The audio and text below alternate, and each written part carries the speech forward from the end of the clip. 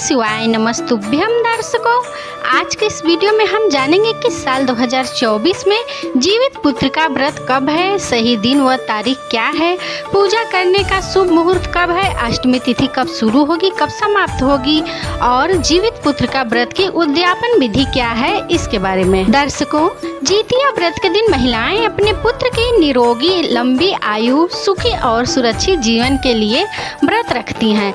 लेकिन अगर माताओं को स्वास्थ्य संबंधी कोई परेशानी हो या फिर आप निर्जला व्रत रखने में असमर्थ हैं तो ऐसे में आप जीतिया व्रत का उद्यापन भी कर सकती हैं। अगर घर परिवार में कई महिलाएं हैं और वे भी उद्यापन करना चाहती हैं तो ऐसे में आप सब एक साथ उद्यापन की विधि पूरा कर सकती हैं।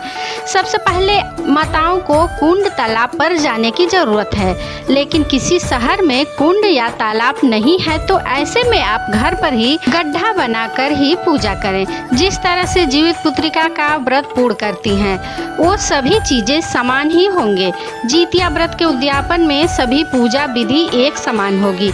इस दौरान उन्हीं देवता की पूजा करेंगे जिस देवता की आप जीतिया व्रत में पूजा करती हैं। बस कुछ चीजें इसमें जुड़ जाएंगी, जैसे कि दान की चीजें।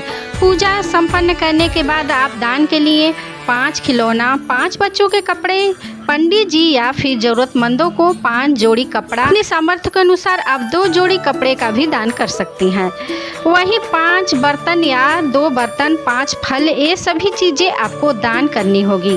जीतिया व्रत के उद्यापन में ब्राह्मणों को भोज कराना बहुत ज़्यादा महत्व रखता है, लेकिन अगर ऐसा संभव नहीं है, आप ऐसा कर पाने में समर्थ नहीं है तो ऐसे में आप 5 अनाज ब्राह्मणों को दान जरूर करें।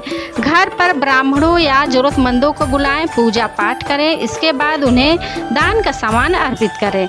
लेकिन इतना आप जरूर ध्यान रखें कि घर पर एक माता उद्यापन कर रही है तो इस संख्या में उन्हें दान करना होगा।